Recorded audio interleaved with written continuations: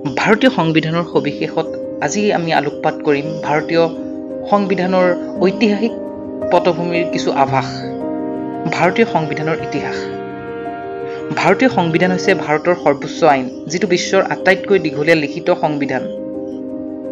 ইয়াৰ ইতিহাস ভাৰতৰ স্বাধীনতা সংগ্ৰাম আৰু এখন স্বাধীন গণতান্ত্ৰিক গণৰাজ্য গঠনৰ আকাংক্ষাৰ সৈতে ওতঃপ্ৰোতভাৱে জড়িত। সংবিধানৰ বীজ ব্ৰিটিছ শাসনৰ সময়তে সিঁচিছিল। প্ৰথম গুৰুত্বপূৰ্ণ পদক্ষেপ আছিল 1919 চনৰ ভাৰত চৰকাৰ আইন, যিয়ে দ্বৈত শাসন ব্যৱস্থা আৰম্ভ কৰিছিল আৰু এক আধা সাংসদীয় কাঠামো স্থাপন কৰিছিল। কিন্তু স্বশাসনৰ দাবীত অধিক গুৰুত্বপূৰ্ণ 1935 চনৰ ভাৰত চৰকাৰ আইন। এই আইনে এখন প্ৰাথমিক যুক্তৰাষ্ট্ৰৰ গাঁথনি, প্ৰাদেশিক স্বায়ত্ব আৰু এক আৰম্ভণিৰ ন্যায়পালিকা স্থাপন কৰিছিল।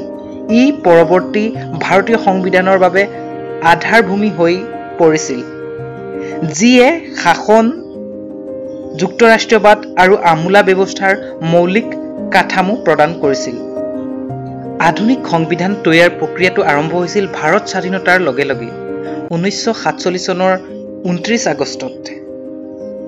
1946 চনত কেবিনেট মিছন প্লানৰ অধীনত গঠিত সংবিধান সমিতিয়ে ড্ৰাফটিং কমিটি নিযুক্তি দিয়ে, যাৰ অধ্যক্ষতা কৰিছিল দূৰদৰ্শী ডক্টৰ ভীমৰাও ৰামজী আম্বেদকাৰে। তেওঁক সঠিকভাৱে এই দস্তাবেজৰ মুখ্য স্থপতি হিচাপে স্বীকৃতি দিয়া হয়।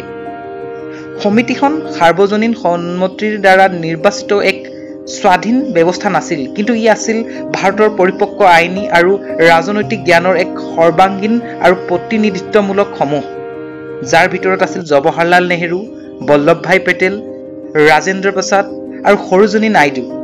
তেওঁলোকৰ যুক্তিতৰ্ক আৰু আলোচনা, যিবোৰ পদ্ধতিগতভাৱে লিপিবদ্ধ কৰা হৈছিল, সেয়া এক ন্যায়সংগত আৰু সমতাৰ ভিত্তিত সৃষ্টিৰ প্ৰতি এক গভীৰ নিষ্ঠা প্ৰকাশ কৰে। প্ৰক্ৰিয়াটো আছিল কঠোৰ আৰু চিন্তাশীল। সমিতিখনে 2 বছৰ 11 মাহ আৰু 8 দিন ধৰি 164 দিন বৈঠক কৰিছিল।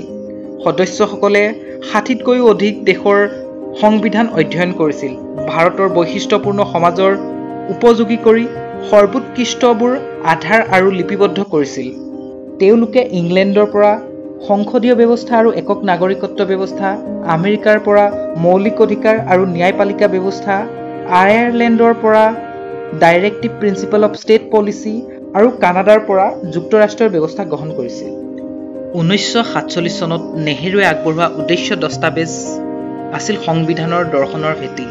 সাৰ্বভৌমত্ব, গণতন্ত্ৰ, ন্যায়, সমতা আৰু ভাতৃত্ববোধ স্থাপন কৰিছিল। এই দৰ্শনৰ আদৰ্শসমূহ প্ৰস্তাৱনাত ব্যাপ্ত হৈ আছে।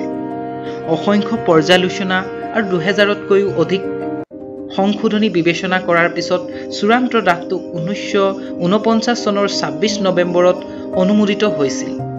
এই দিনটো সংবিধান দিৱস হিচাপে পালন কৰা হয়। সংবিধানখন 1950 চনৰ 26 জানুৱাৰীত কাৰ্যকৰী হৈছিল। এই তাৰিখটো 1930 চনৰ পূৰ্ণস্বৰাজ ডিক্লেৰেশ্যন অফ ইণ্ডিপেণ্ডেন্সক সন্মান জনাবলৈ বাছনি কৰা হৈছিল। এই দিনটোৱেই ভাৰতক আনুষ্ঠানিকভাৱে এখন গণৰাজ্য হিচাপে ঘোষণা কৰিছিল।